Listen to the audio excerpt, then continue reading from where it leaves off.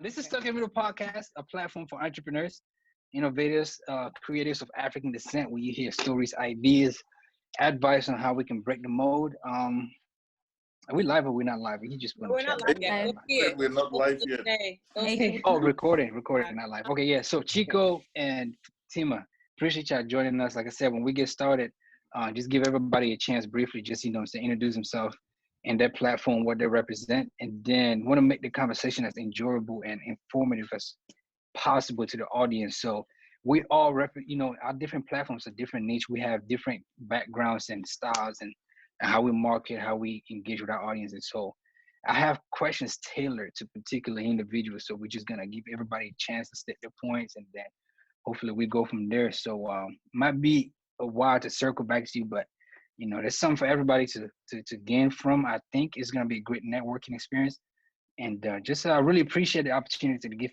people, especially in this era of like COVID-19 and social media, a chance to learn from all of these great people who are doing amazing things with the different platforms and marketing and things like that. So I'm excited. Appreciate y'all joining us. And yeah, if you like got something in the background and you're not talking, just mute. That's fine. You got something to say.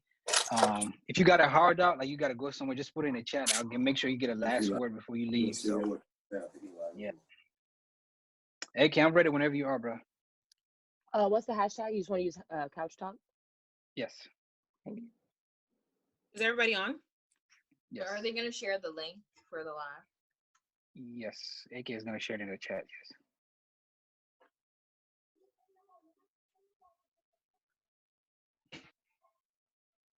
All right.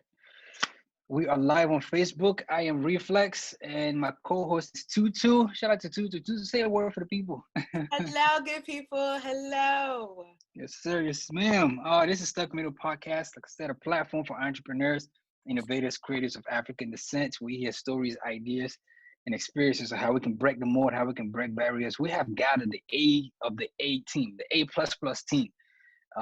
Excellent, exceptional individuals joining us from all walks of life, all backgrounds of entrepreneurship and business.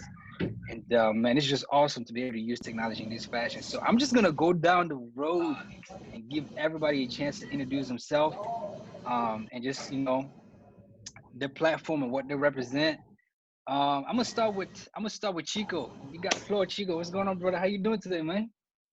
Thank you for having me, and I appreciate being on this platform with all you wonderful, great people. My name is Chico, and I am an entrepreneur. I love entrepreneurship, and I love it because it empowers individuals to be more. But pretty much, I run 3 different businesses. One is a staffing agency. The other is a co-working / executive office space, and the third is a property management and investment company. I've been an entrepreneur now for about 8 years, and last year we did about $5 million all across 3 companies. So I'm excited about that. Yes. Shout out Woo! to you. That's amazing. Wow. Yes, sir. I'm gonna go next to Faye. Faye, how you doing, sister? I'm doing all right. Thank you for asking. Hi, everybody. Like Flex just mentioned, my name is Faye. I'm here representing the Terminal 234 podcast. Our podcast has been going on for about a year now. We are wrapping up our 3rd season this coming Monday. And yeah, our podcast is just here to establish a voice for Africans in the diaspora, especially the millennial collection, if you will. And yeah, we just hope to serve that voice because, it's kind of an underserved voice in the podcast community. Appreciate you joining us, Faye. That's dope. That's awesome. Glad to have another podcaster on the platform. Yeah. Ivan, what's going on, brother? You joining us from Jamaica, man. How you doing? Hey, man. What's going on? All good. Congratulations once more for your book. That's amazing. Thank you. Yeah. So my name is Ivan Yenga, and I'm the founder of the fastest growing online directory and search engine catering for businesses owned by entrepreneurs of African descent. So my goal is, to bring all African, Caribbean, and African American businesses in one platform to make it easy for people to find information and, to create jobs in our community, to encourage people to collaborate and, to keep the dollars in our community. The money has to circulate. Thank you. I like that. I like that. Get the black dollar in the black hands before he touches the other. I'm just kidding. Let me not start trouble. We're gonna go to Sarah. Sarah's iPad. I'm just gonna call people by what I see. Sarah, how you doing? Hi, my name is Sarah V, and I run 2 podcasts. I have a podcast called She is Africa, where I talk to African female creatives about how their culture has influenced their vision. And then I run another podcast called She is Affirmed, where I basically give women daily affirmations that they can use to empower themselves. That's awesome. That's awesome. Oh. Definitely got to empower the sisters. Thank you. That's great. Tutu, I'm gonna let you call out the next people. Okay, who we got next? We got okay, I'm gonna read. If I say the names wrong, sorry y'all, forgive me. Okay, Fatima. Did I say it right? Tutu, right? Yes. Hi, Tutu. Thank you for having me. First of all, thank you all.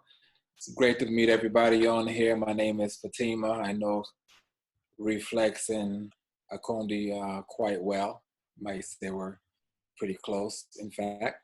But I'm the head of A&R for a company by the name of Sync Music, which is a distribution label, rights management, et cetera, et cetera, et cetera. I'm just here to learn from everyone. Thank you for having me. Thank you for joining us. Thank you. All right, next person we have is I see PR. Girl, I don't know. Sorry, forgive me. How you say it? How you say it? Mira. The Okay. P is silent. Okay, gotcha. All right. But I go by Judy. Okay. Hi, Judy. Hi, Judy. Hi, Tutu. Nice to meet you. I'm Judy. I'm the host of IPU podcast, and I also go way back with AK. We used to be neighbors in Michigan, and I see a few of my guests that have been on my podcast. I'm really excited to be here. Our podcast it just showcases business owners, influencers in the African diaspora, and anybody that's out there making a change in people's lives, philanthropists. We just got back, actually. We had taken a break, so we just started our season 4, and we're really excited, and I'm excited to be here. Well, welcome back. Thank you for joining us. Yes. Appreciate it. Thank you. All right, Miss Nora. Hey, girl. Hey. Smile for the people. Smile for the people. I knew it's graduate. No, shout out to. Oh my God. Hi guys. I am literally here to learn. I am one half of the My Banya podcast that Lala and I created out of a series that we were writing about growing up African, our experiences as women growing up in the African community. And I know our podcast hasn't launched yet, but it's something that we're working on, and I was literally just here to learn and see what's going on. Hey, we all here to learn. I appreciate you. Yeah, y'all definitely go check out their blog post too on Stuck in the Middle podcast too. Just letting you guys know. All right, who we have next? We have Midori. Hey, girl. Hey, what's up, Tutu? What's up, Flex, AK? Hello, everyone else, all the other panelists. I am Midori Ame. I am 1/3 of D&B Podcast. My co-host, Leroy and Cisse, and we all talk about entrepreneurs, anyone in any sort of business, entertainment, philanthropic endeavors, anyone who's in the community, basically building and growing and expanding, right? We've got all these different people. We've got Black and brown voices, and we know that they're not being amplified. So we go out into the community, find the movers and shakers, we interview them, we bring them onto the show. We also talk about our lives. So as the only Black person on the show, but everyone else is African, they give me all the African love, and they give me all this tradition, and they give me all of this information that it's helped people who, like me, are looking for their African ancestry to connect in a different way. So I will say that we're a pretty amazing dynamic, and right now we're partnering with 5 Medicine, and they're sponsoring the entire month of May actually, and they were our medical partners. So because of DMV Podcast, we've been able to really reach out to other people, give them the information they know, give them a couple laughs, and then also, you know, share stories and share the things that need to be highlighted in the community. I should also say Midori is Miss Black Virginia. Okay. I am. That is quite right. Hello, hi. Yes, in the Awesome. daytime. Yes, ma'am. Did I say that right? Miss Black? That is Virginia? correct. Yeah, I mean, a lot of people don't get the titles right, so you did that.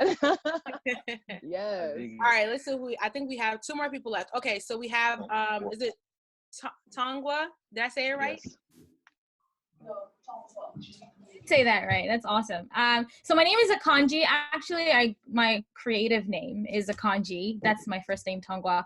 I'm a singer. I write sometimes. I make films sometimes. But what I'm really focusing my energy on right now is building Akanji TV, which is a YouTube platform where I try to interview as many creatives as possible, or just people, because I do believe that everyone's extraordinary and everyone's got a story to tell.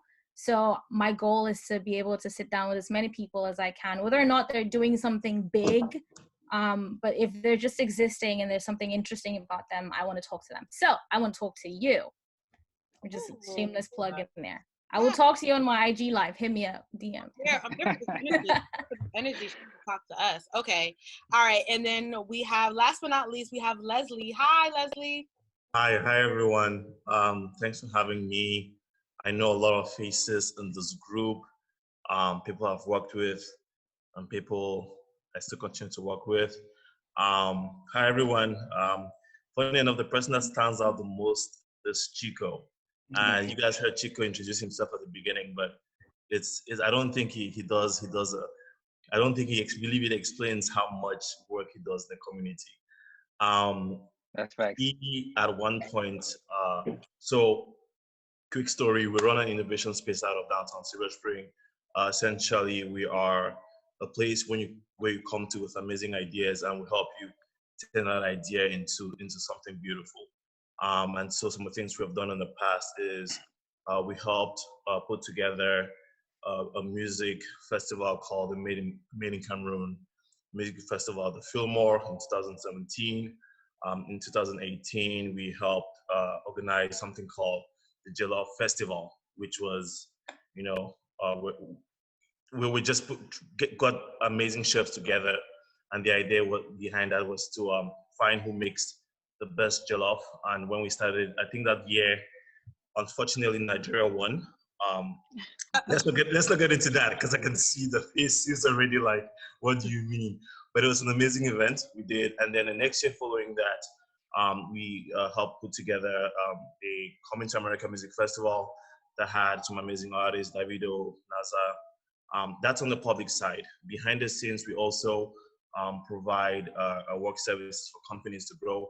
And much recently, we've decided to take that mission digital, and in the next couple of weeks, we'll be launching a platform called AO Media, which is a platform to curate the amazing work of all entrepreneurs like yourself. So everyone you're hearing saying they're launching a TV, they're launching that's on the front end. Behind the scenes, there's a lot of marketing and branding and production services work that goes to making those things, come to light. So we're there. That being said, at one point in time, my company was going down, like things were tough. And I looked around and I was like, sometimes you need kind of money, and your friends in your circle don't have that kind of money you need, right? You need I need to write you a check of just this. I reached out to Chico, and in a day, Chico made it happen. And that single point was how kept our company alive. So I'm happy I on the call, but just wanted to share that with everyone. Everybody hit up Chico for that. So I'm just kidding. I was really about to say that. Hit up Chico. That's excellent. Okay. That's excellent. That's a dope story. We're gonna keep that going, as far as you really just launched the question, and this is directed to Tima and Chico. The follow-up question is to you. We're talking about the industry, especially in this time of COVID-19. Everything is changing. Marketing. There's a lot of podcasts emerging. There's a lot of musicians, artists like Akanji, and Tima. You being somebody who's been in the industry of creative and creating and marketing. How has it changed, in your opinion, in the past 5 years? And as a follow-up, Chico, you are somebody who's always forward thinking. I think Leslie can attest to that, always forward thinking. How do you see the industry of marketing and engaging with, be it customers or an audience? How do you see it moving? What trajectory in the next 5 or 10 years? So I'm gonna let Tima start off, and then Chico pick up where he leaves off. Man, thank you for that question. I think just past 5 years, past 1 month, like it's been a drastic change from 5 years to just 1 month alone. You know, I think what's changed in 1 month could have changed in 5 years if COVID wasn't present. In my industry, some of the changes that's happened is awareness of rights. I feel like artists are becoming more aware of their rights and the power that they have. You know, the middleman was eliminated a long time ago with all the indies being available. So artists becoming more aware of how powerful exactly their brand is. The industry has changed drastically because now we have streaming platform. I remember, don't know how old everybody is, and I'm not gonna share my age either, but as far back as the last crisis, 2019, when the music business saw a slump and streaming services were kind of the enemy at that particular moment. And it's like now, in this COVID, streaming services are almost like the saving grace now, because now artists are able to drop their music and you could just go online and stream it. Like you could literally drop a project today and it's online tomorrow for the whole world to listen to. But now there's another turn that's also taking place. So we're going from audio, and now we have to adapt to visual, because you have TikTok and Triller and all these services coming in where they're hereby using these artists' music. So now it's like, okay, in COVID, you have someone who goes on YouTube, performs a song, right? Over 1 million viewers log in. How do you monetize that? It's not technically streaming, it's a performance. So now the label's like, hold up now. How do we make money off that? So that's where some of the changes are happening. But one of the most important changes is the recognition of the African brand. That's been one of the most significant changes that I've seen. There was a time when, you know, you ask the African where they were from, they would say Jamaica. Now being African is like the sexiest thing around. You know, you ask anybody, where you from? Africa. Like, oh, okay. But back in the days, they might have said Haiti or Jamaica. You know, so those are some of the like drastic changes that we're starting to see, and starting to see a land grab for Africa as well. All these labels really going into Africa. I was reading a Billboard article today where the head of Platoon was offering benefits to African musicians. So those are like some of the drastic changes that I've seen. Where we're going, I'm gonna let Chico handle that, as far as, you know, being an entrepreneur and in the space of, like he said, co-working space, and I'm gonna let you go ahead and do your thing, Chico. Oh yeah. So I mean, I think in the next well, backing up a little bit, I think in the past just couple of weeks, individuals are realizing that they need to take control of their own finances. You know, people are realizing that they're not in control.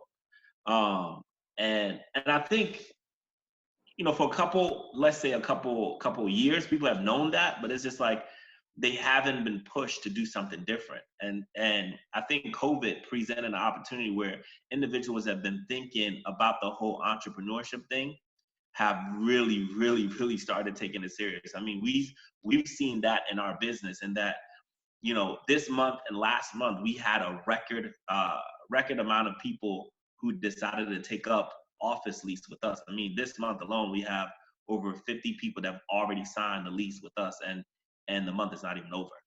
And these are people committing to office space. But not just that too, corporations are realizing that they need a little bit more flexibility when it comes to their leases, because most of these corporations are signing, 10, 20, 30-year leases with building owners.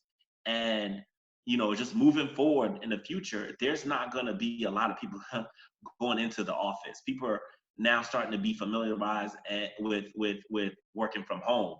So there's going to be a lot of people working from home, and a lot of corporations transitioning people to work from home because, number one, it saves them money. Number two, people like the idea of working from home.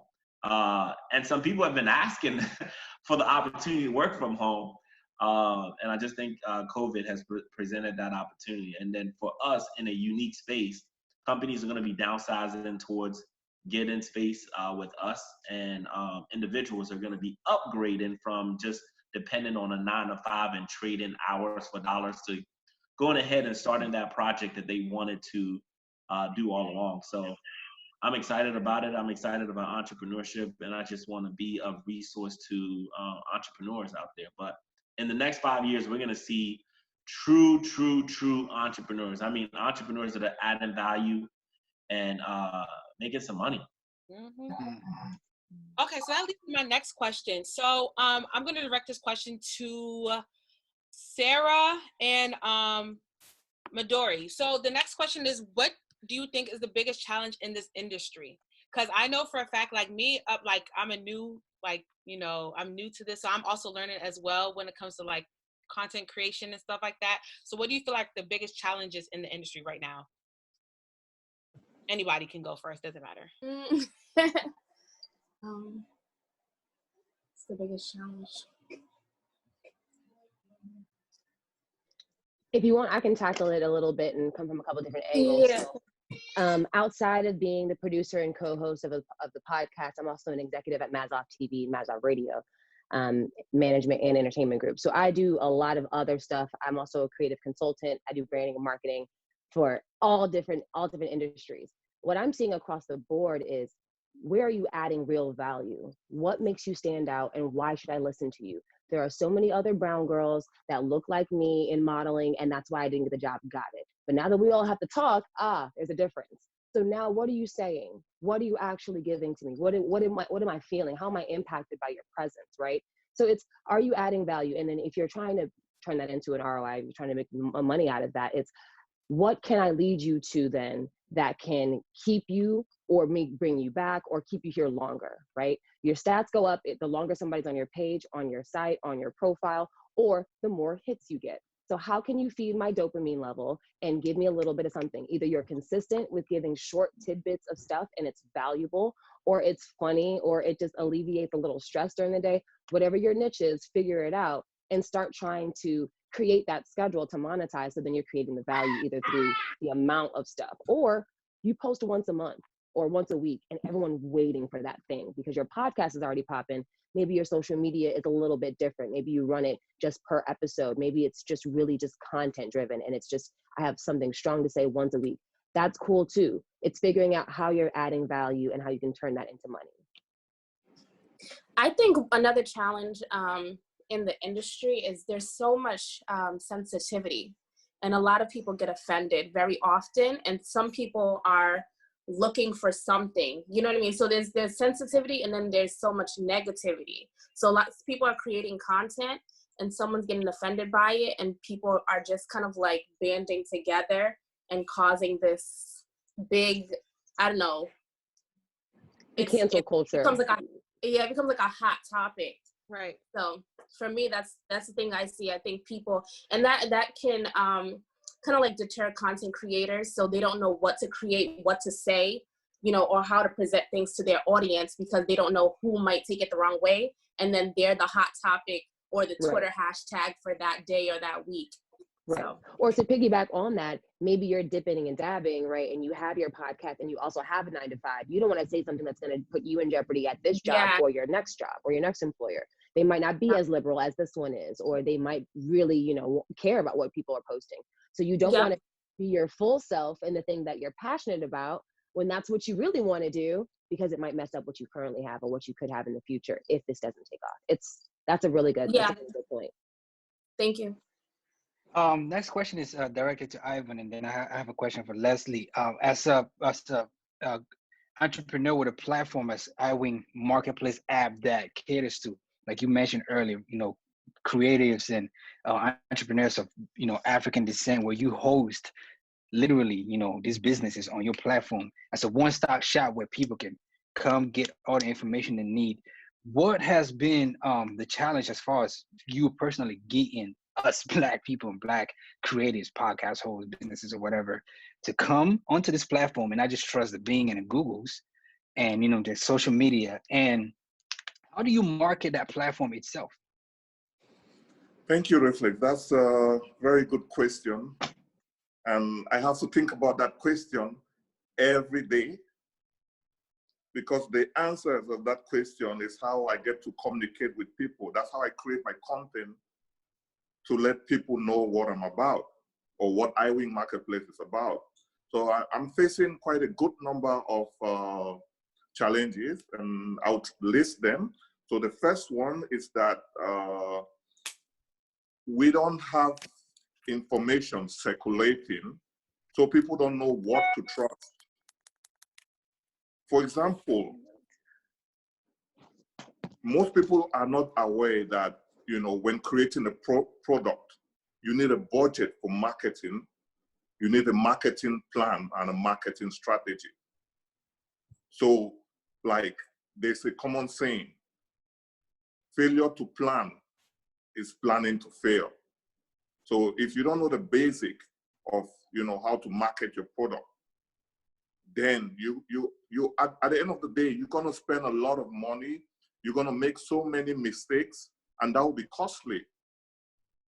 So what I try to do is to inform people that, if they're looking for an affordable way to reach their target market, they can come to my platform.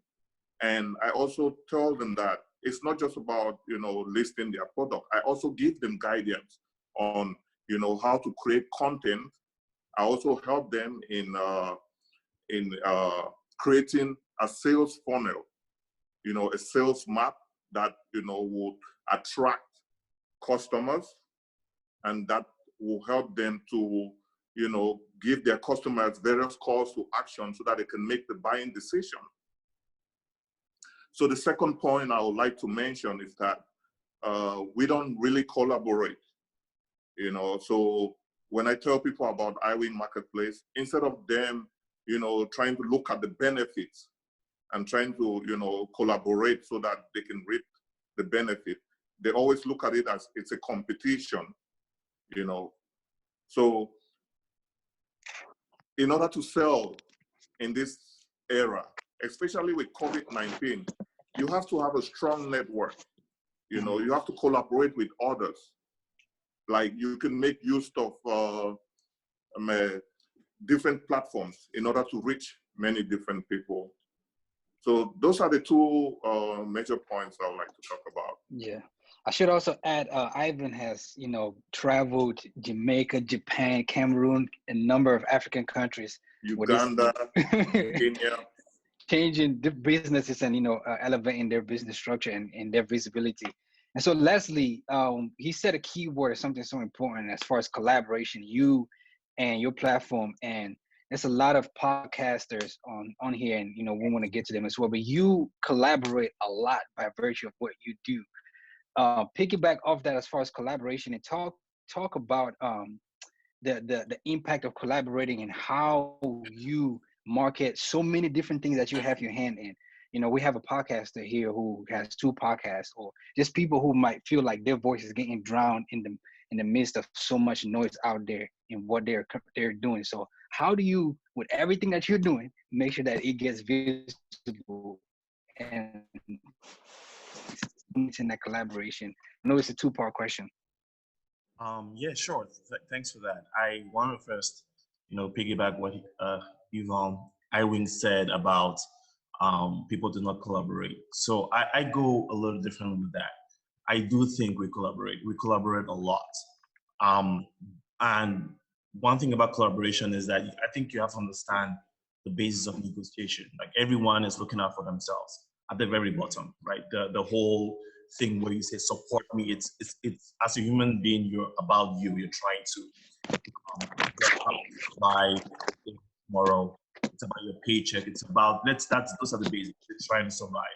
And even more so in a society like the US where it's so capitalistic, you understand those bases. And then once you get that and you realize like everybody first tries to figure out how they are alive, it's not necessarily about being self-centric. It's like you understand that I'm coming to you, and any collaboration first, it's about empowering the person that you're talking to.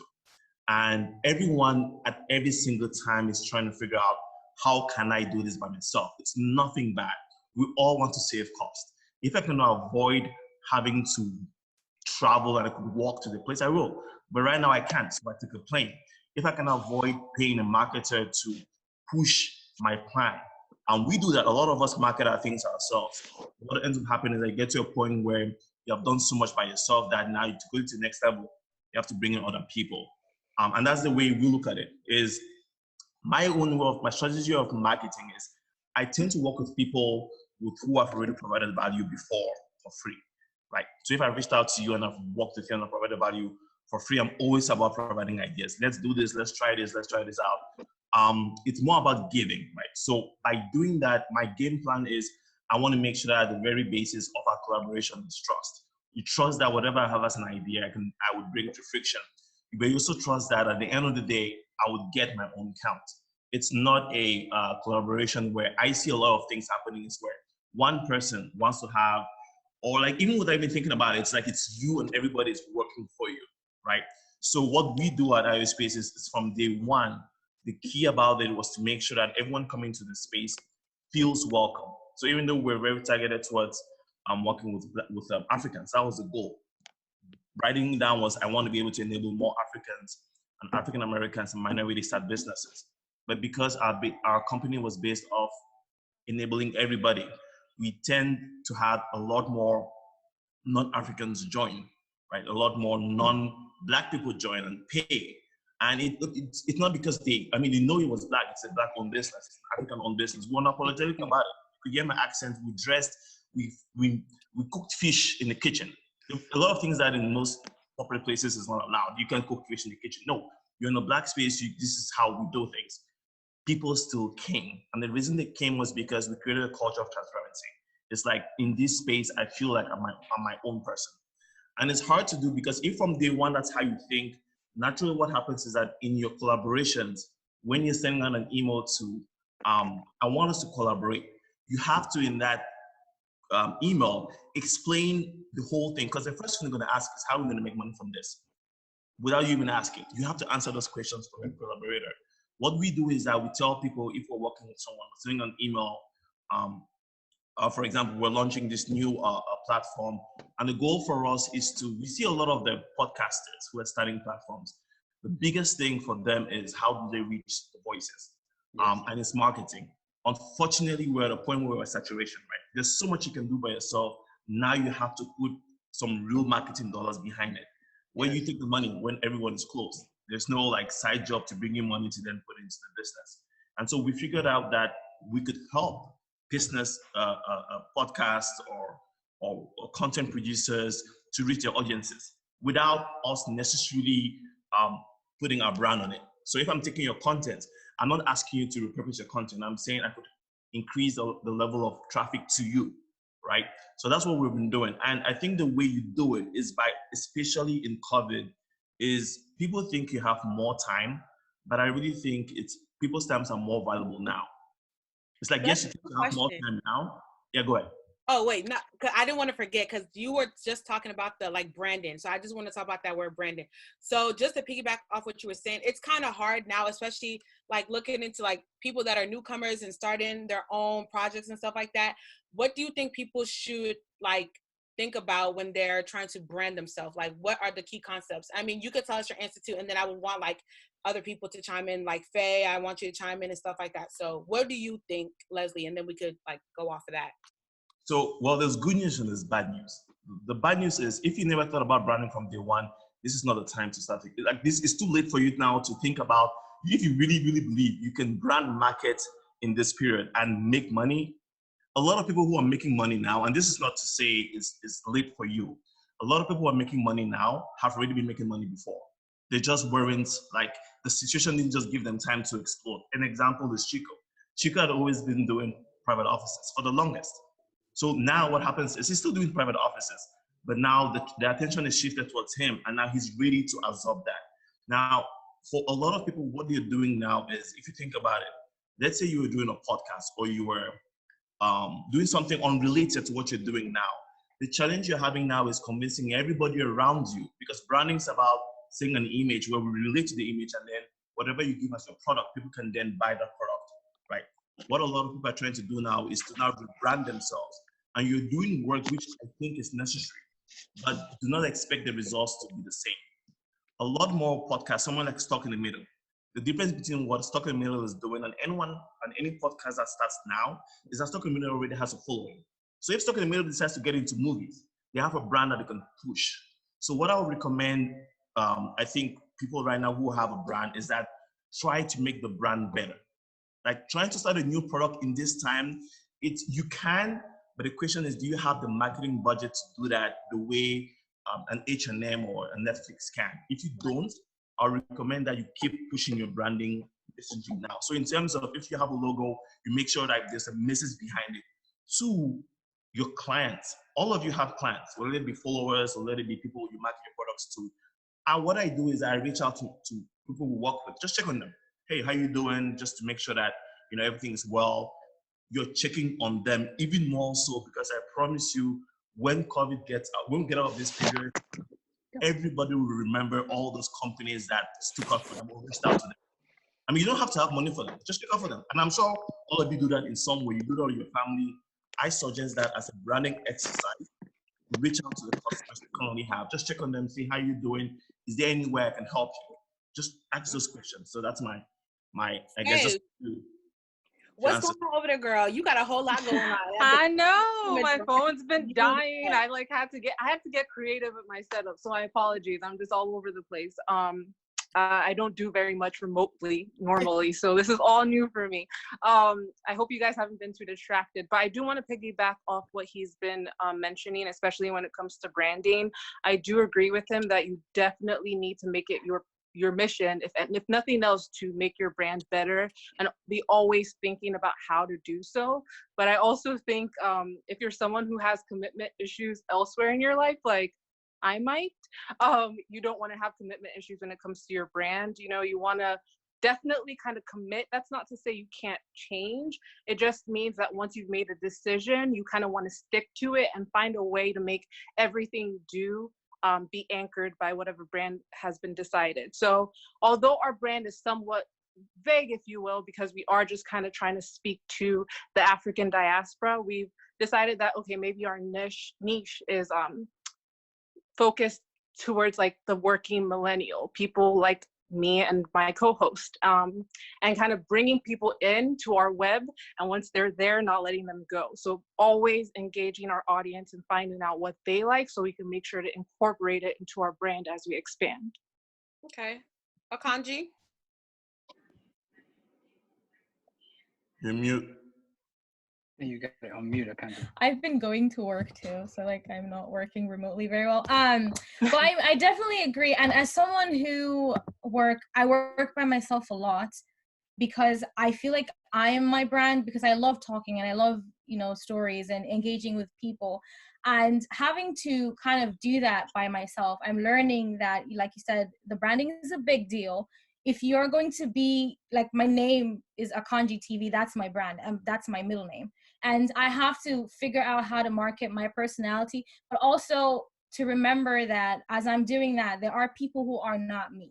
I'm very bubbly and I'm very this and that, but I'm going to be trying to reach, you know, people who don't necessarily, or might not necessarily jive with my personality. So I have to figure out a way to, as I'm marketing myself, also, you know, drag or attract as many people as possible. So it's not like, you know, a streamlined kind of thing. It's not easy, but we get I there. totally agree with you, because I feel like a lot of times people want to be relatable and attract as many people as they can. But back to what I was saying about like committing to a brand, it's like once you've committed, there's going to be people who just don't jive with whatever you're about. Right. So it's just kind of being able to be okay with that and just like accepting that whatever I'm offering is the best I can offer, and hope anybody Right. that wants to join can join. I I'm think having to remind myself a lot of that too. Can I add something? Yeah, go ahead.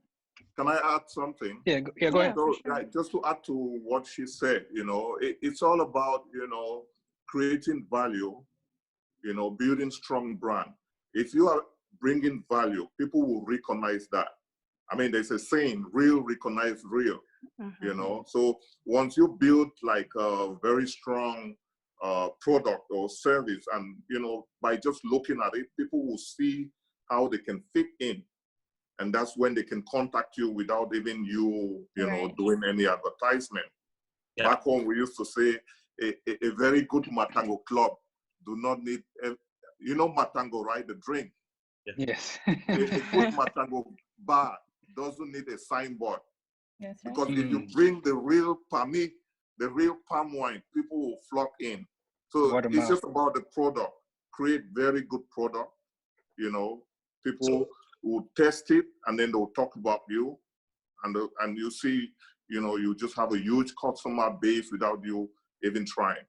So let me do something you mentioned about the value, right? And I'm on the fence when it comes to, because a lot of times over the last 5 years, I tend exclusively to work with businesses. We're really B2B, and it's a lot about figuring out what is your value. And a lot of times, a lot of entrepreneurs who are very advanced in their business cycle do not know their pitch a little better. They don't know exactly what they're building. If you tell them, they can tell you, I have something, I have this, but a lot of people do not have a process to their magic. And which sometimes when you ask why, is they're scared about sharing it, they're scared about people stealing that. I do think that if you're building a business, you can either categorize yourself as a small business, which is very different from being an entrepreneur. And as a small business, your goal is not to become a corporation. Your goal is to remain as a small business. An example of a small business is a hairdresser. She does hairdressing, but her goal is that she wants to be a hairdresser. She might maybe employ a bunch of different hairdressers in her shop. Now, the difference between that way of thinking, her value is there. She provides value to her clients in the space. The difference between her and Paul Michel is that on one end, you're looking at scaling that business. You're looking at maybe your podcast is being listened in DC. Maybe you want to go from a podcast to an actual brand or merchandise. Maybe you want a podcast to become a TV station. If and only if you're thinking in that light, it's very important that your value, whatever you're creating a value, has to be a process to it. It has to be why you do what you do. There has to be, let it be you using an agile methodology to create your product. There has to be something that if tomorrow you employ 5 other people, they can come in. I mean, and the funny thing about it is like we all do this for corporations we work with.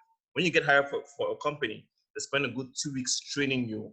I do believe that as we start our businesses right now, as you are building whatever you're building, that you have a process internally for everyone joining you to build your value. I want to get first. I want to recognize everybody watching right now on Facebook. You guys are the real MVP. They got a lot of questions on Facebook. We're gonna circle to one very good question that somebody asked, but I want to get Ampira and Nora to chime in real quick, and then we're gonna circle back to Tima and Chico. I got a question for you. So I want to get Nora and Pira, butchering her name, Ampira, chime in whatever, anything in the conversation that we've had so far, and then we're gonna circle back to Tima and Chico with the next question. I guess I'll say I think I'm very much a researcher, a planner by career wise, and I think before I felt like I would put out a brand or put out something, I felt like I had to set a foundation. I had to research, find my niche, and also understand that like it's not gonna, like I'm not looking to build something overnight. Consistency for me is key. Lala and I have found our niche. We've been putting in the work. We've been writing series. We've been building a coalition of women that can relate to the stories that we are we are writing about. And so it's like now it's just about translating that to a podcast where we're speaking to people, and then like hopefully draw in more women, and then wherever that takes us in the future, that takes us. But for me, a big thing was making sure that I did the research beforehand, I did the planning before I jumped into it. So that's something that a lot of people miss in planning. Thank you so much for that. Hey, And Nora, Nora, I commend you for doing all the research, because I was the total opposite. When we started our podcast, I was so eager to start that I was like, I'll learn as I go. And that's the biggest mistake you can make. I mean, you can still survive, but you're just giving yourself a lot of work like it's not necessary. And also consistency, like you said, a lot of people, especially in the podcast world, you want followers like tomorrow, because you believe in whatever you're bringing to the table so much, and you feel like everybody should be able to relate to you. And when they don't, it's easy to get discouraged. But if you truly just stick to it, you're gonna see the results. That's dope. So we're gonna circle back now, back to Chico. I'm gonna flip it a little bit, Chico, and then Fatima. What is an advice, Chico and Tima, that you wish that you would tell somebody going into business now, and Tima, for you, as far as like, music industry and every endeavor, especially you being one who travels Africa a lot, and with your Jump Africa endeavor, Chico and Tima, what is? Did he just freeze? Yeah. Mm-hmm. Oh, Lord. Okay. Let me pull it. All right. So the question was basically, what advice would you tell somebody going into their business that's working on their first project? So for like example, take me for instance, I just started my first project. I just started a YouTube channel. So I'm literally learning all the advice from you guys. And like, for instance, I'm the type of person that I really don't have patience. So I'm more on the, like, I want to see numbers. I want to see views. I want to see all this stuff. So if I don't get it in a timely manner, I'm like, dang, I'm not doing something right. Whereas like, it's like, I see other people that's making YouTube channels and they off the bat are getting like 2,000, 3,000 subscribers. And I'm sitting here like, dang, I got to beg y'all to subscribe. Like, what advice do you guys have for people that is working on their first project? We gonna start off with Fatima and Chico, and then we'll go off of that.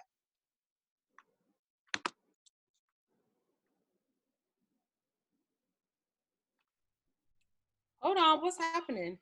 Can y'all hear me? I can hear you. I can hear you. Oh, Fatima's muted. He's muted. You're muted. Stop it. Sorry, it wasn't letting me unmute. Okay. That's a loaded question. I'm gonna try to answer that as Sorry, I know. Sorry. We'll do bit by bit. possible. But in my line of work, I feel like we have some of the biggest branding experts when it comes to the entertainment industry, as far as artists are concerned, or as far as actors or TV film. Teamwork. If you don't know how to do it, get somebody that knows how to do it. And sometimes it could be a close friend, like it could be a family member. There's always somebody around you with that level of expertise that could at least get you, if you're at step 5 to step 6. Then from step 6, you could figure it out. Quality. I always say that God is in the details. You have to be meticulous when it comes to your quality, whether it's your logo, whether it's your edges.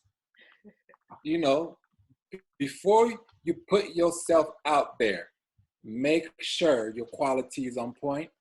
And then also studying. I believe in a lot of studying who your competition is, studying the people in your field.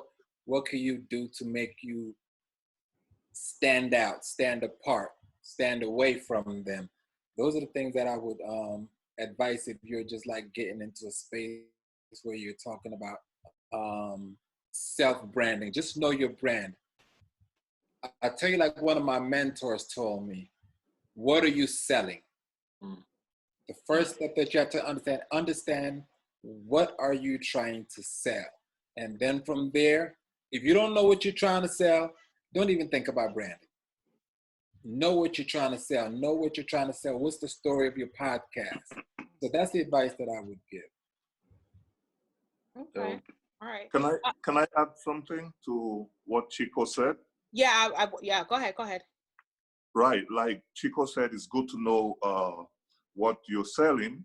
And also, I just want to add, one of the most important thing about, product or service is that it must be solving a problem. So once you know also the problem that you're solving, that is a plus. And then when you create that product, one of the most important things to take note of is how to create content that would explain the benefits and the value of what you're doing. So once you are able to communicate the benefits and the value, and people can easily understand, and that's how you grow. But when people come to your platform or to your online shop or to whatever you're trying to do, and they cannot see like your elevator pitch is not on point, they don't understand like what you're doing, which problem you're solving, they quickly move away. Good. Okay. Thank you. I want to bounce that question to Midori up there. I want to get some of the ladies to talk. What advice would you give? Chico, like, let me talk. Thank you for the exclusivity. I mean, I think all the heavy hitters in here pretty much touched on the major points when you're first coming in. It's content, it's consistency, it's clarity in message, it's making sure that all of your links hit back to the same place. I'm creating content guides right now for a brand new charter school, and they want to go into audio, they want to go into different marketing, and I'm looking at all their things, and they've got so many different things going on, different places, and I'm like, what's the one message you want to say? Give me that first. And as a creative consultant, let me figure out where to put it first. And then let's work on some other stuff while we've got one thing going really, really well. One thing I always tell people is to dive into one social media platform first, right? And it's okay to be Instagram. It's okay if it's Facebook, Twitch, whatever it is for you. Like, just find one platform that fits your brand, that fits your medium, your channel of content, and knock it out the park. Learn everything about that YouTube algorithm, learn everything you need to know about the plugins for Chrome extension. I hope you know about all of this, using all the analytics, and know the game too. All of these companies, all these platforms are companies. They all are trying to get the money. So know how they're playing the game, know how they set up the rules, so you can then come in and niche down, hit your target audience, and really just like focus in. Okay, all right. So I want to ask another, because Midori, you pointed a good thing, and a whole bunch of people said that also as well. They were talking about like consistency and stuff like that. So my next question is basically, how often are you supposed to promote your brand? Like, I've seen a debate where like people will say you're supposed to promote your brand like 5 times a day. You're supposed to promote your brand like every day of the week. Like, how often are you supposed to promote your brand? So let me say this right. Oh my God. Primera, I said it wrong. I know I did, girl. Get me. No, you said it right. The P silent, but it's fine. Just call me J Tessie. Yeah. J Tessie?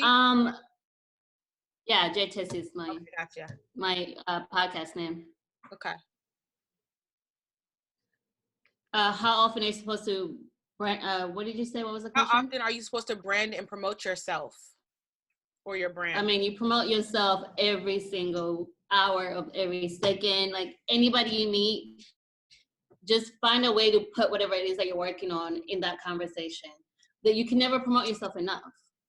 So if your business is you, right, and you're hoping to get the world to know about you, so any chance you get to promote yourself, do it. Don't question yourself. If some people don't jive with it, it is what it is, but they'll remember you. If you annoy them, they'll be like, oh, let me check out this IPU podcast real quick, because she can't stop talking about it. Right. And, that's how you get people to follow you. Okay. Faye, I know you have to roll out soon, girl. Go ahead, give us your last. Oh, sure. Yeah. No, when it comes to that, I just think about how I want to be engaged with, whenever somebody is promoting whatever they're doing, I want to get a good idea of what I'm going to get out of it, which is something we've all mentioned. Like, you want to be able to show what your value add to their life is through those promotions. And you don't want to do the same exact promotion every day. So we all know when you get the same exact template from that same brand every single day, week, whatever. So maybe just diversify how you're branding or promoting yourself, whether it's like one day you're doing an IGTV, the next day you're doing some sort of visual flyer, whatever it is, diversify how you're promoting yourself. And then I feel like a lot of times the value of word of mouth escapes people. So I mentioned earlier, you want to commit to a brand and you aren't going to be liked by everybody, but you want to have that type of quality that even if this person doesn't like me, they know X person would like me, and they're so confident in the quality that I'm providing that they feel good recommending. Because you don't want to recommend something that's not that great, isn't A+. You want to recommend something that you know that person's going to love. So make sure your quality is on point, diversify how you're promoting yourself, and be engaging and add value. Okay. Sarah? I was gonna say it kind of depends, but me, I kind of stick to more of like promoting. I think I promote like maybe 3 to 4 times a week. And then the other time try to, like everyone said, add value or just engage with my audience in other various ways than just promoting my brand. So. And do you promote like on, like Midori was saying, tackle one social media, or do you do like a variety of different social medias? So I'll promote on my personal Facebook page. Okay. And then I'll promote on my Instagram page. So those are the only 2 real places that I'll promote it at, but I do want to get into Pinterest. Okay. Yeah. All right. Kanji? Oh, God. As far as promoting, the biggest thing that I have to remind myself a lot of the times is just to have confidence in your own brand. Because especially when you're starting and it might not be going as well as you want it to go right off the bat, it can be really easy to kind of get lost behind, you know, all of the other people, all of the other content that's maybe talking a little louder than yours is at the time. And I have to remind myself a lot of times that I could post every day about this interview that I'm going to do with Ivan next week, shameless plug. And it's okay to do that, right? I can't and wait it's okay. for that. Me neither. And it's okay to say that and be loud about it. And, you know, there's also some value, I think, in figuring out as you go. Of course, you have to do the research, you have to do all the things. But don't, for me at least, I have to remember to speak. Just do it anyway, like do the promotion. Even if it's just 1 time a week or 2 times a week, do it. And then, you know, figure it out as you go and as things get better. And sorry, before I leave, if I might add one last thing, like I'm lucky enough to work pretty closely with 2 other people, my co-host and then our friend, which we like to call our producer. And I know, for instance, I'm not huge on social media. I'm not like the best social media user, but I know my friend that I just mentioned is. So we definitely like put a lot of that kind of work on her because she likes doing it anyway. So maybe find somebody in your network that you know likes doing social media on their free time anyway, has maybe a larger platform and is willing to lend their help. And then like I might be better at Instagram than Twitter. I am in fact better at Instagram versus Twitter. So I might leave my co-host to do all the Twitter stuff and then I'll help with the Instagram element a lot more. So maybe like figuring out what your strong suit is and doing that primarily and not necessarily spreading yourself too thin, because if I'm not that great on Twitter, I'm not really adding anything there anyway. And I know my co-host might be great. So just like, I do like the idea of focusing on one, but if you can add people into your team that could help you with that and expand it and focus on other things for you, you should probably look into doing that. Okay. Can I add something to that? Sure, go ahead. Right. I think that's one of my area of focus, you know, promoting a business. And to add to what she said, it's good to choose a couple of platforms that you can work with, like Instagram or Facebook. And then when you create good content, if you don't have like a huge followers, you can use influencers that they can drive traffic to your post or to your Instagram. So when they drive that traffic now, a lot of people will come to your Instagram. You will increase your followers. They will be able to go through all the contents that you've been creating. But again, choosing the right influencers to work with is kind of tricky. You know, there are so many people buying fake followers. You see somebody with more than 1 million followers or 100,000 followers on Instagram. And, you know, take a look at their engagement, how they're engaging their audience. If they're not posting like content that are very engaging and that people are commenting, and, you know, then you have to be careful about using them as, you know, influencers, you know. And another way to promote your business also is to use like an online directory, like iWing Marketplace. Look at that. More than Himself. He tried to insert his business. I see that. Nah, for real. I'm just trying to drop some important knowledge here, because a lot of time we get caught up with Facebook and Instagram. I think somebody rightly said she's not big on social media, or she doesn't really browse social media that much, Facebook and Instagram. A lot of people are actually busy, especially if you're trying to sell a product or a service. A lot of people that can actually afford to buy are busy with their work, you know, probably in the hospital, taking care of patients. And, you know, they're not really on Instagram or Facebook that often, but they can use a platform like iWing Marketplace, because the categories or the search engine makes it easy for them to find whatever information they are looking for. So, I mean, that's a very interesting platform to take advantage of. Okay. Thank you.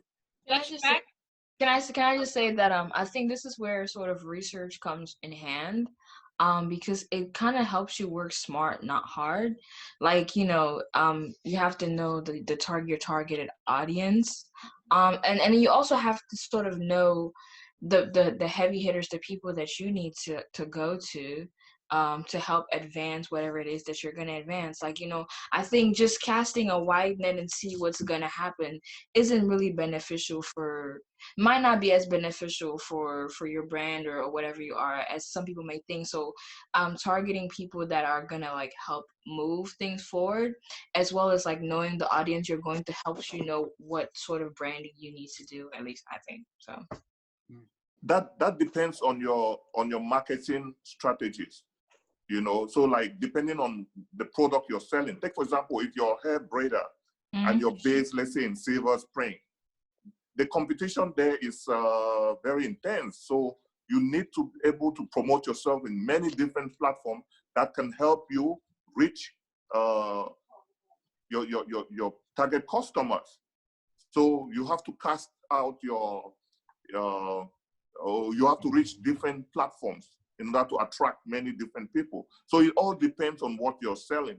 Some products don't even need advertisement if you already have like a good customer base. I deal a lot with small businesses, and I know quite a good number of tailors, hair braiders, caterers who are not advertising their business because they have so many customers. Yeah. My Wi-Fi been trash, y'all. Forgive me, but I do want to get a question into Chico and Leslie as well. When it comes to pitching, you know, there's a lot of, you know, podcasts or bloggers. So what is that, you know, that perfect pitch, like the importance of knowing your pitch as far as like elevator pitch, or just something that, you know, you can even put in a bio, just something that you can tell somebody real quick or in an email to gain that customer, as far as developing that perfect pitch for the business? Yeah, so okay, I'll talk about that. But before I talk about that, let me jump back a little bit to Isa, you said something about if you were just starting your business, what you want to probably focus on. I would say if somebody's starting their business, like just keep it very simple. A lot of times we overcomplicate business to the point where we don't understand what we're doing, and our customers do not understand whatever language we're trying to get to them. You know what I'm saying? You got to keep it very simple. In terms of business, you got to focus on knowing exactly who your customer is, knowing exactly what service or product will solve that problem that your customer has, right? Or the need that your customer has. And then finding a bridge that connects both you and that customer to that solution that you have. So, you know, a connection could be Instagram. The connection could be Facebook. The connection could be a platform. The connection could be Tinder. Who knows? You know? You gotta find a connector that brings you close to that customer base. And if you keep it that simple, and as long as you're adding value, that customer base will be willing to pay for that value that you bring. And that's a business right there. You do that often, and residually, you build a big business. Now, Reflex, in terms of what you were talking about, in terms of like the perfect pitch, I mean, sometimes there's no perfect pitch. The most important thing is to pitch. You know, a lot of people have businesses, but they're not sharing that gospel of what service and product that they're bringing to the market. Like, if you have a business and you truly believe that this business is a solution to somebody else's problem, you should be excited about talking about it on a regular basis. Like, when I ask you about your business, or if it should be like you should just come alive. Like, if somebody asks me about entrepreneurship or asks me about the different businesses that I run, even before they ask me, like, I'm telling them about what it is. You know, marketing is just saying hello to everybody because you don't know who needs that hello. You know what I'm saying? That's dope. That's dope. That's perfect. I think to answer to answer that, I would also go back, piggyback a little bit on what I think Isatu was asking, what to do when you're looking to launch a new project or business. So I'm more of a process person, and processes is literally everything I do when it comes to businesses. I come from a tech background, and in my mind, growing up as a kid, my thing was, how can I do the work I'm doing without having to lift a finger? And it's a very lazy way of thinking about things, but it's just a lot of the things happening now I'm like, this is amazing. Like Google Home and Alexa, that I live off that. Google, what's the news today? What's my email? What is this? What is that? Like, people sat down to automate a lot of industries, right? So I think as an entrepreneur, essentially what you're trying to do is make things easier for other people's lives. And if anything you can do is processes, at least for me, is there are a couple of books on how to start a business. There's so many books out there. People read is it Get Rich, Die Trying? Is it Get Rich, Die Trying? Get Rich, is it Rich Dad, Poor Dad? Yeah, Rich Dad, Poor Dad. I'll say Get Rich, Die Trying. That's 50 cents. There are a lot of books out there in regards to how you start a business, but the ones that helped me personally were two. One was the Lean Startup. And the Lean Startup is a methodology around how you start a business. And every single time you're starting a business, especially a new business, you want to know there's a process on how you start and how you finish. So there's not like this, how I grow. There are three key concepts: building, testing, and learning. And on the build phase, it's about creating an MVP. And it comes down to what Chico said. It has to be as simple as possible. You want to build a website, and the website will do X amount of things. I mean, maybe you need a developer, maybe you need all these people. But your MVP could be, in your case, if you're starting a YouTube channel, could be YouTube. But if you have a plan and you know at the end of the day, I don't want to have to leave off YouTube because you're still relying on somebody to do business, the goal is for you to then build your own platform. If you have a process, something like Lean Startup helps you create that process. So check it out. It's called the Lean Startup. The other one that is more recent I've seen is called 100 Tasks. And 100 tasks are 100 steps you have to do to start a business. So literally starting a business in 100 days. And every single day you do something, right? That's something you can read on and you can adapt it to yourself. If you're trying to start a business, if you're trying to start a side hustle, you could go ahead and do how you want to do it. But I think amongst all of us, a lot of us do side hustles and do a main business. But there are some of us that do this full time. And I promise you, my issues are not the same as someone who does it part-time, full-time. Good example, as a part-time business and you're full-time, if things are going a little rough on the part-time or on your hustle, your mind automatically thinks about it like, don't worry, I have my full-time that's gonna help me. It's good to think in those ways. But if you build a process, essentially you're saying, yes, I'm gonna start here, but the goal is for me to then make this my full-time, because if you don't do that, I promise you're always going to go back to your full-time, right? On the question about the pitch, and a question came on in regards to promoting your business. Back to processes. How you are as a business if you're getting started. There's just so much money you have out there in terms of marketing yourself, right?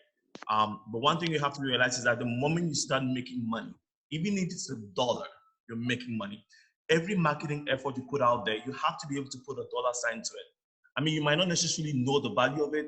In our case, the way we thought about marketing was building social equity or social capital, where over the last 5 years, I spent my time giving a lot of free stuff. You need this, take this free membership. And every single time I put a dollar value to it. And so one day you need that person back and you reach out to the person and say, hey, I need this. It's not a kind of like a trade for barter. It's that you provide value for them and they provide value back for you, especially if you do not have the money that a lot of companies have out there to like assign to a business. If you're getting started, I feel like you can build a social capital of, it's a budget that you put together. It's not necessarily money. It's people that you can go to and say, hey, I need X, Y, Z. And they'll give it to you because you've built that rapport with them.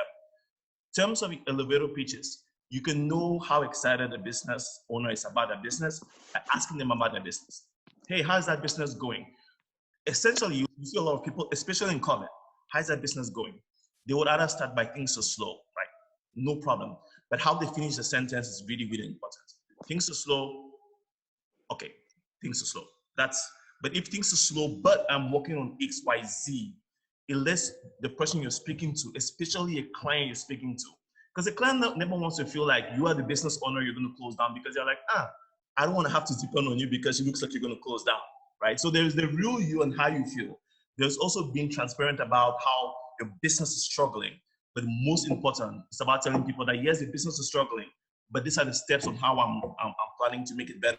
Can you help me with one of these things? So that will be my contribution on that. I was gonna say it's good what he said about building systems or creating a system for yourself, because we underestimate how much just on a daily basis we work in systems.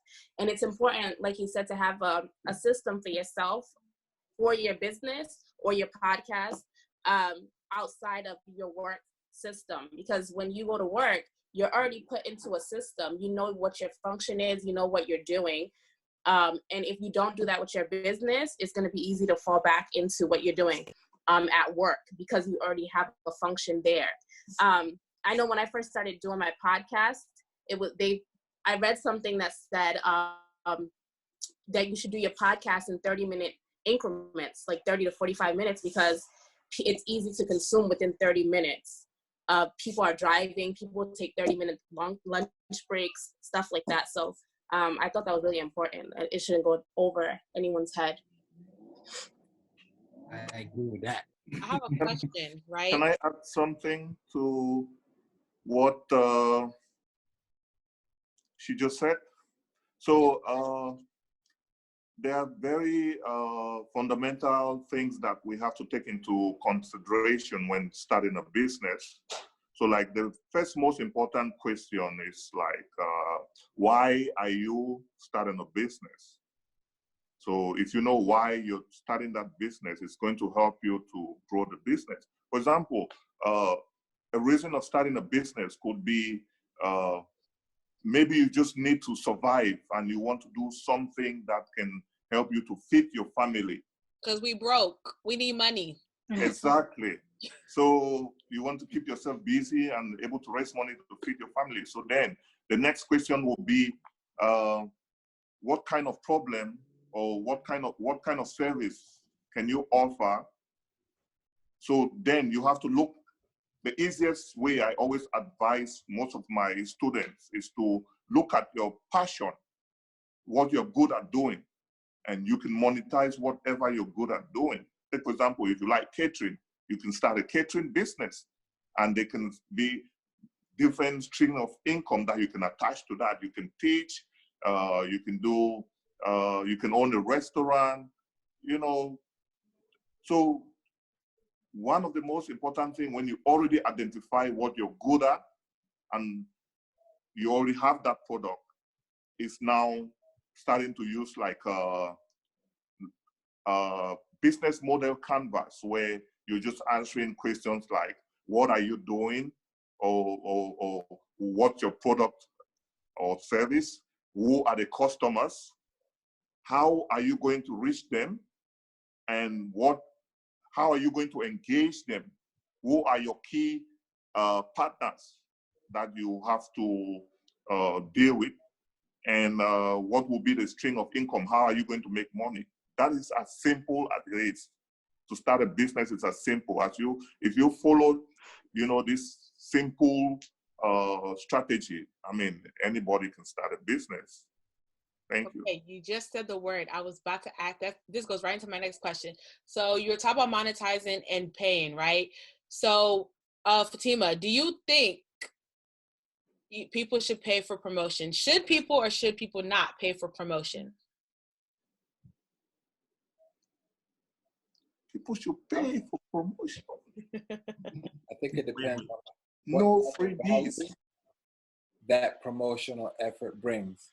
You should definitely pay for promotion, pay for promotions. However, there's sometimes when you can barter services for the promotions as well. But if you get what you pay for most of the time. Exactly. If you're getting it for free, you better be sure you're bringing something to the table as well, like as far as bartering services that person is getting for you to be able to do that job. If not, in most cases that I've seen, you're gonna get secondhand service. So yes, you should pay for promotion, and the person also providing that effort, that's their business. They got to make money. So yeah, hopefully I answered that question. Sarah. For me, I went. Sorry, I have something to say. We gotta get other people because we're short on time. I definitely want to keep the promise for 90 minutes. So just 1 second. Just 1 second. Go ahead. I charge a fee, even if it's $1 or $10 to everything I do. I invest a lot of time, money, and energy in everything I do. So I'm not out here to joke. That's it. I respect it. I ain't mad at it at all. So did you want to get somebody? You froze again. Oh, dang, Flex. This is ghetto. Woo, child. Okay, Sarah, go ahead, girl. I'm gonna let you say what you gotta say. No, I didn't have anything to say. You wanted me to talk about the question you asked? Hey, yeah, should you pay for promotion? Oh, definitely. I think promotion in itself is a business now. Because if you go on people's pages, they'll promote for you, but they charge a fee. And like he said, if you're starting a business, you need to get paid for the work that you do. And I think, I don't know, I just feel like it's the right thing to do. If you can, collaborate and use that to promote your brand, then do that. But otherwise, pay. Why not? Pay. Everybody does it. Google, Netflix does it. Everybody does it. Yeah. I want to end with this, and this is a question for everybody. We're gonna go down the board. What is your why? Starting with Midori, then Chico, and then we go down the board. What is your why? Why do you do DMV podcast and everything that you do? What is your why? Why do you do what you do? There's somebody out there who's gonna be encouraged. And tag your question with, again, what you do, so that people who are following can go follow you and engage with you with questions or follow-up questions and all that stuff. So we'll start with Midori, and then we go down the line. And then we're gonna wrap it. Sure, that's a good question. So again, Midori Ame, why I do what I do is because I know that my purpose is to edulighten, inspire, and empower people. Why we as the DMV podcast do what we do is because we want to uplift Black and Brown people, everyone who has a dream, who has a goal, who has a business, who's literally doing something great for their community, and bring them up to the forefront so that other Black and Brown people coming up after us have great examples. So I think we're just doing it to give it right back. And that's pretty much how all three of us feel. Chico. So, keeping it simple, I do what I do so that other people can know that they have the choice to be great instead of settling for average, because I settled for average way too long, right? Until I decided to activate the greatness within.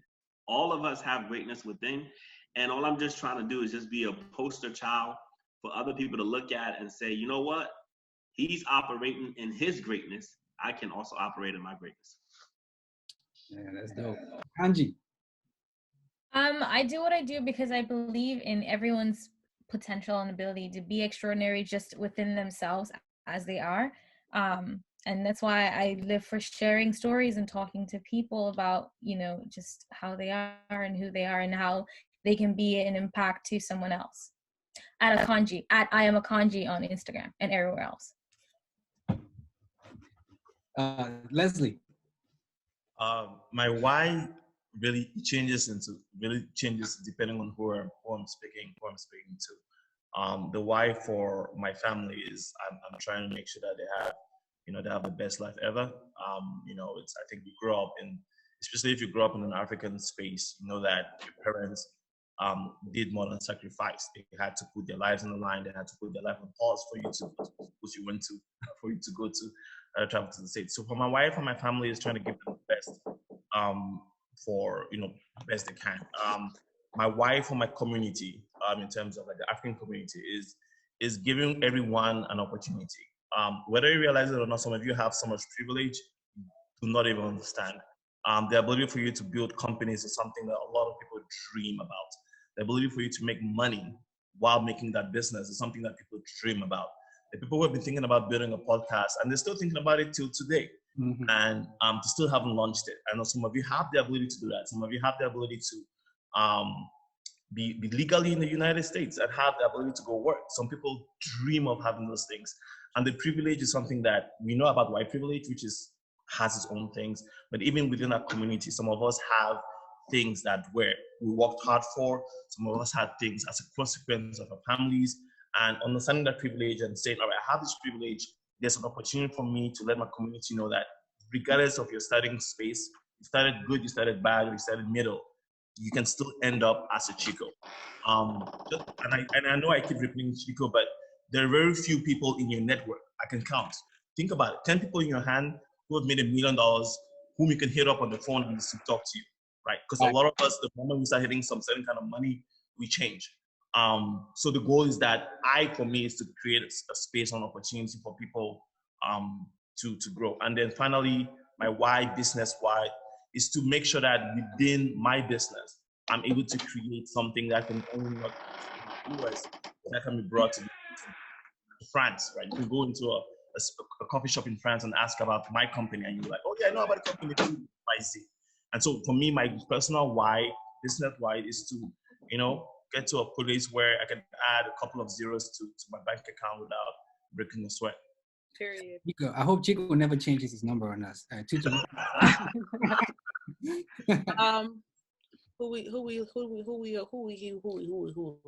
Okay, Nora.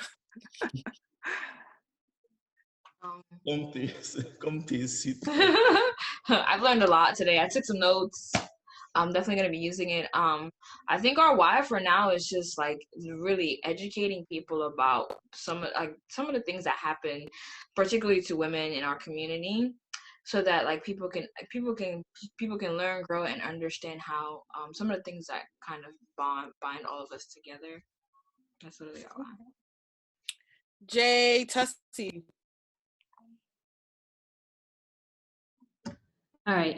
So my why for starting IPU podcast is literally in the name. IPU stands for Immigrants Pursuit of Umunezero, and Umunezero is like the name word for happiness. So for me, growing up in an African home, or a lot of us are Africans, growing up in that culture, career-wise, you only had 3 options, right? For you to feel like you've accomplished something, which was doctor, engineer, or lawyer. Anything outside of that, your parents are not very happy, right? They feel like they failed you or you failed them or vice versa. So I wanted to create a platform where people that follow their passion actually are successful to come share their stories, and other African immigrants can actually listen to those stories and realize that you don't have to be just those 3 things to be successful. You can follow your passion and still make money out of it and live a happy life. Okay. Faye? I'll speak for the podcast as a whole. Terminal 234's why is honestly to, again, serve an underserved community in the podcasting world. I think somebody said it earlier that Africans are deemed sexy now, but a lot of us on this platform have always known that Africans were sexy. So our podcast is to show that and to have an area where people who can relate to our story can come join us, and then for people who can't relate to come see what it's all about, see why like Africans are like, you know, blossoming in a new way. So honestly, again, that's basically the why for our podcast. We want to show that we're not a monolithic like community. Africans are not just one thing, and we hope to have diverse voices, obviously mine and my co-host included, speaking on that. So if you guys are interested, it's terminal_234 on all platforms. And yeah, I hope to hear from you guys in the future. That's dope. Tima, I don't know if we got Tima. What is your why with Jump Africa and Senior A&R for Sync? That's Jenna Jackson's label. He runs Jenna Jackson's label. So all the singers, I'm putting. I just put you on the spot, bro. I think you muted. You muted. My why? I'm from a village named Awing, as most of us are. Out of all the millions of kids from all our villages, we were chosen to be put in the positions that we've been put. We've been given the skill set, the time, the support, so we can do nothing but miraculous things. So my why is to give as much hope as I can with the time that God has given me. That's my why. We stand for that. We stand for that. We got Sarah and Ivan, I believe, right? Sarah. Yeah. All right, so I can go. My why, well, let me give you a backstory. I was at a business conference probably like a year ago, and there was this guy, he was talking to me, I asked him a few questions about your why and stuff like that and purpose. And then he asked me, he said, do you know who your grandfather is? And I said, no, I don't know who my grandfather or my great-grandfather is. And then he's like, yes, that's because he didn't leave anything for you to remember him by. And that statement kind of like took me back, you know, and for me, it falls into my why because that's exactly what I want to do. I want to leave an impact.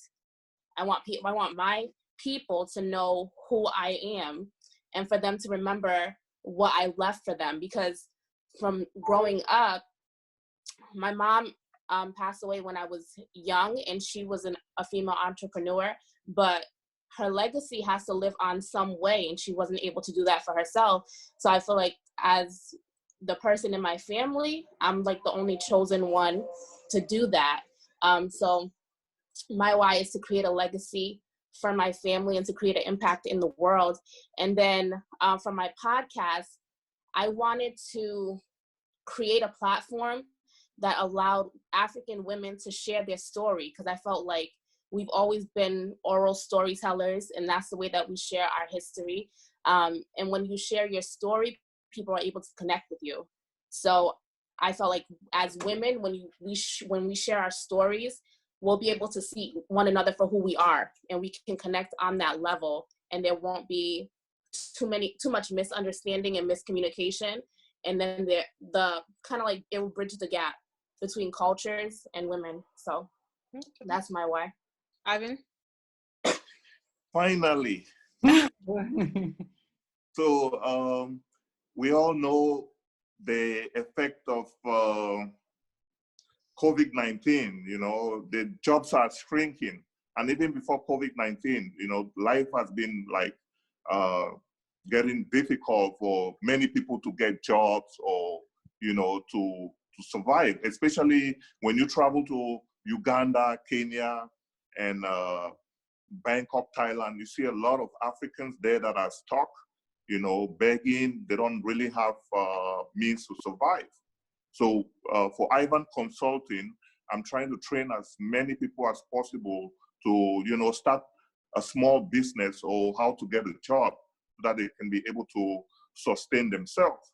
So after doing that for more than 20 years now, I realized that, there's a need for a platform where, small business owners can advertise their business so a lot of people can see them and patronize them. So that's why I created iWing Marketplace. So iWing Marketplace also is the reason I created that, and the why is that we need a platform where it's very affordable, it's quick, it's full of information, not only businesses, but resources that, people can read in order to better their life. So it's all about improving lives. It's all about, job creation. It's all about teaching people that we need to collaborate in our community. The money needs to circulate among us. Thank you. Flex, what's your backstory? I said, what's your backstory? Flex, what's your why? You put me on the spot. My why is No such thing as halfway. Okay, y'all better get your copies. Thank you for saying that, Leslie. My reason in writing that book, I'm gonna say the why for that book is to I realize there's a lot of people who went through, are going through, and are continuing to go through the story in that book. And the story is about a young African couple who are fighting for their relationship over a long distance through principalities and forces, i.e. tribalism and family that are trying to rip them apart. You from Nigeria can't date somebody from Ghana. You from Awing in Cameroon can't date somebody from Santa. It's a very real thing in the African community. You're gonna go through it. Somebody who's gone through it. Is real. So that's why I wrote that book. But it's not about me. Tutu, has this been great or not? This has been so dope, and especially as a like I said, this is my first project I'm working on. I've learned so much advice, and you guys are really dope. And thank you guys for this. You guys been dropping gems and fire and heat. So thank you guys for that. I got for the people watching on playback on YouTube, the singers, the people who are in the entertainment field, Heat Up Tima. He got some gems. He's Instagram. It's in the comments, and he's gonna be in the description. He's really reachable for the people who have platforms who just want advice on, like marketing. Hit up Leslie. He's a guru on that. I'm telling you, for people who need somewhere to host their businesses, hit up Ivan. He would, guide you in that and put it where it can be seen. For the people who are creating podcasts, we're all in this together. For the people who are creating podcasts, hit up Chico if you need space for a studio. One thing that people walk into our studio and say is that it's a beautiful place, but we're trying to, get that coins right to move it down to Chico spot, because, it's a place, it's a house. It's going to be, a place where people walk in, it's like, yes, this is serious business. Chico got the space in the DMV. But the people, like who, I don't know, Midori, you're just dope, you know what I mean? Like, so much creativity and networking here. I think we should take advantage of that and watch this on playback, share it. This has been really dope. Now he just froze again. The ghetto. Corona internet, COVID internet. Yeah. This is dope though. Are you gonna share the contact of everyone? Because I think it's an opportunity just a place for us to collaborate and exchange.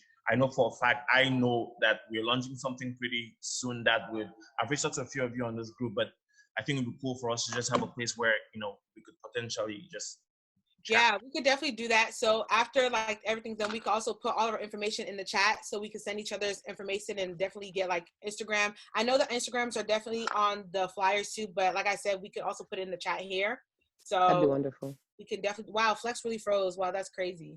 But anyway, you guys can shout out yourself again. Shout out your platform. I know for me, follow me on YouTube. I just started my YouTube, Tutu with the most.